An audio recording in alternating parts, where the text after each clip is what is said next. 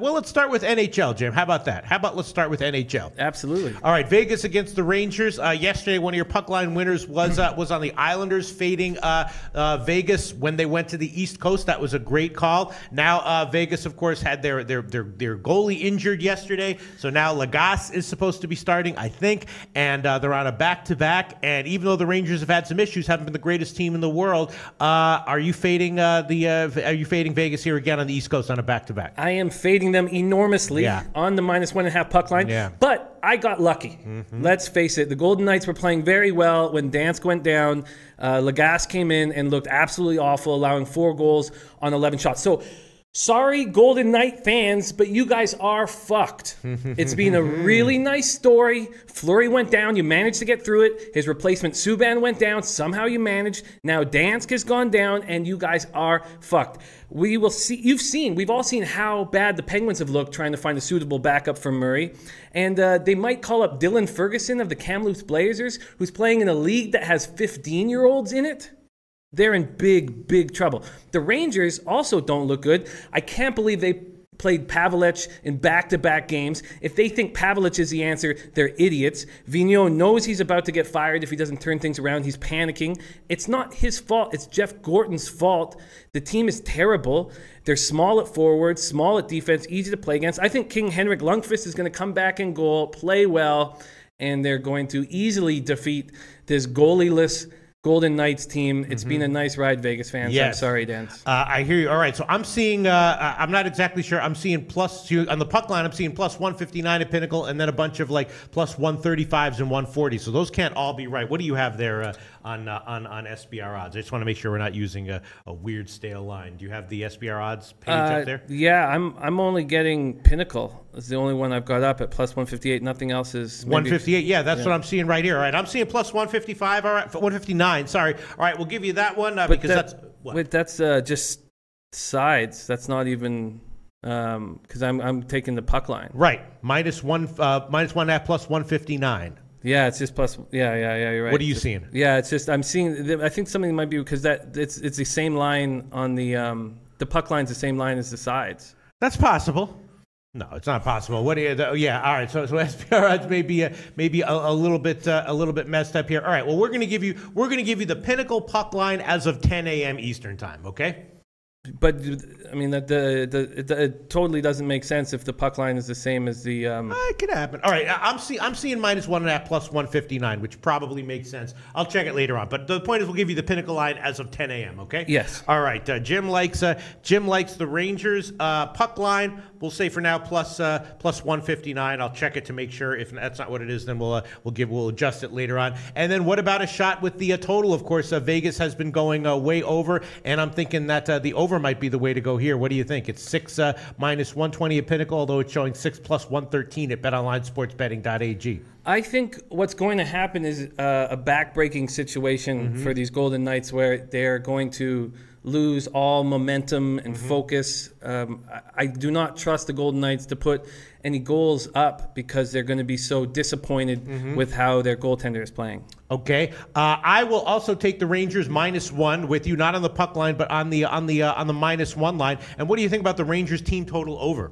I think that's a great move. Well, it's probably going to be 3.5. I don't have anything right now for Pinnacle, but it's probably going to be 3.5 at plus money. You like it at 3.5 plus money? That's a tough one. That is a tough one. Tricky. Why don't we? I know we've had a problem coming back to action, but there's not as many games today. So yes. Why don't we spend a little time thinking about that? Okay. Good, Jim. I like how you're thinking on your feet. All right, Jim's on the puck line, on plus 159. I'm on the Rangers -1 line, which as of right now, again, I'll check to make sure we're using the right lines here, but it's looking like -175 at Pinnacle and plus 159 also at Pinnacle. That's a small minus line there for the Rangers -1, and I would have a slight lean to the over as well. Okay, let's move on. Arizona, of course, coming off of their first win of the year, and they beat Philly in overtime, though. Detroit well rested. They returned from the Florida trip, and Detroit is really having problems winning and scoring, but here they are, maybe well rested, going up against Arizona. They'll have a good shot here. I don't know. What's your take on this one? Well, the Red Wings have a problem, and that's Tatar, Zetterberg, and Nyquist aren't scoring. They have to play like first liners, so they're 1-5-1 in their last 7 because of that. Now, you were right to believe that there's going to be a chance for us to find a lot of value with this Coyotes team, and just because of my recency bias of watching them lose all these games in a row, I have all this fear. But clearly, Domingue is a bum. He's on waivers and gone. Wedgwood looked good. If they can get some confidence in that dress. Obviously, the dressing room is going to have a good vibe in it, finally. Now, Harmlison hurt himself last night and is questionable tonight. That would be a huge loss on the Coyote backline. I think the Coyote backline is not bad. They put a nice group together. Because of Wedgwood and a belief in the dressing room, I think the Coyotes are the play here, but I'm afraid to pull the trigger. And excuse me. All right, I'm sorry. I just realized I don't have the tablet here for the comments. So, do you have any comments that have been coming up? Because I can't read any of them. Yeah, well, Michael Maeda said, "How about Rangers team total over?" Like seconds before you brought it up. So I do think that is going to be the spot. There's a lot of baseball talk right now. Rich Banks says, "I agree, Jim. It's time to start fading the Knights." So that's but Skooma Steve likes Knights plus 1.5. I don't know how anybody could pull that off with no goalie. They look like a team that's in some trouble right now. Yeah, and then the total on the Arizona-Detroit game is interesting because Arizona's been a dead over team all year long, but Detroit's just having problems scoring. And so the question is, which of those do you think is more likely to show their face here? I was thinking maybe a shot with the over at 5.5. What do you think?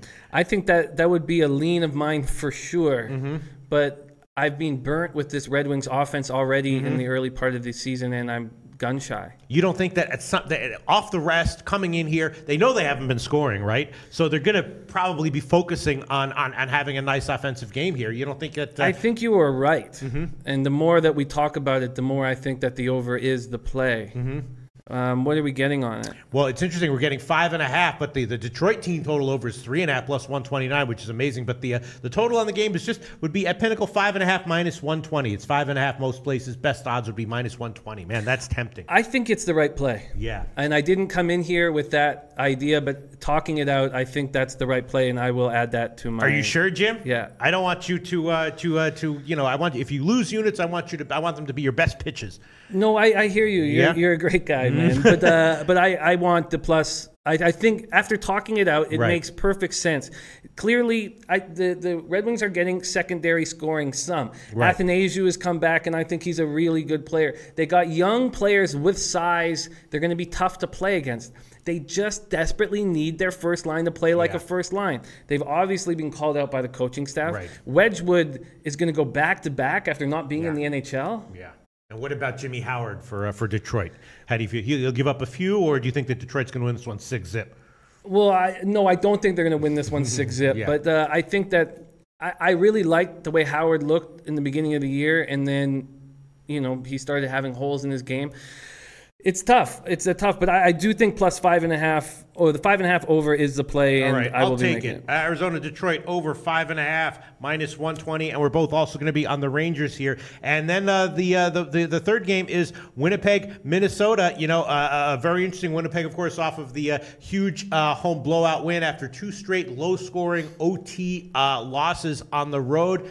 Minnesota playing kind of decently 50-50-ish, and I guess the big news here, though, is from what I saw, Mason is expected to be in goal for Winnipeg, and is that true? Is that what you saw? No, I wasn't sure. I'm just telling you what I saw. I could be wrong. I saw Mason expected in goal for Winnipeg, but we know that for certain if he is in goal, that's probably bad. They've lost all 4 games that he has started this year. Oh, felt like I saw a ghost on Halloween there. Yeah, what I saw is Mason as expected in goal. Do you see any comments saying what people are hearing? Yes, Bill Perry says Mason will be starting for Winnipeg. So what does that mean? I mean, he's been terrible this year. Winnipeg's been blown out all 4. I think one of them was close, but they lost all 4 of his games, and I think 3 of them were blowouts or something. Yes, he's only looked okay once. I think that is a mistake. I also think that as soon as the Wild get healthy, they're going to win a lot of games, make the playoffs. Right. So it looks like like Niederreiter will be in the lineup. Now, I think he had a high ankle sprain. That's tough to come back from, so I don't think he'll be a dominant forward right away. But Granlund could be back tonight, and these are top 6 forwards on any team. Now that I know that Mason is playing, I want to fade the Jets. I mean, you think there's any way that Mason suddenly comes in and turns things around? I mean, possibly, but, I think, you know what? I believe it was his last start that was okay. So, I think Hellebuck is playing like a number 1 goalie, has the confidence in the dressing room. And but Mason and also Dubnyk's starting to play better for Minnesota as well. Yes, he is. So I don't know. What do we want to do here? Do we want to take Minnesota here? To take him. The line is a little bit up there. It's minus 140. That's too much. You think it is too much? You're not a believer in Minnesota, or you think that Winnipeg has legit danger on their? I went over the Jets roster this morning like thoroughly. We had a little bit more time because there weren't. That's what Jim does. He goes over these rosters thoroughly. But I gaze at the lines and the line movement and my numbers, and I make my decision, I make my notes, and then I look at porn for 45 minutes. That's the difference between me and Jim. It's a good way to start the day, though. Yeah, at least I have a clear mind when I come in. Yeah. My mind's cloudy. Yes. I'm chock full right now. I'm chock full.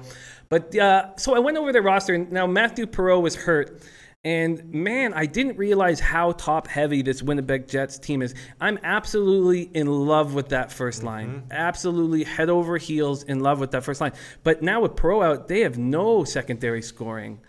And I think that's got to be a problem moving forward, and it's got to be something that they figure out. Now, I think they expected secondary score from Brian Little, but he's not providing any. And so I don't – now, I love this Winnipeg Jets defense. They're big and fast and strong. Obviously, we question Mason, but until the Jets get real secondary scoring, I don't think they're going to be a great team in this league. And I think that Minnesota has that secondary scoring. They just don't. They just have the injury problems to deal with. I've got to wait.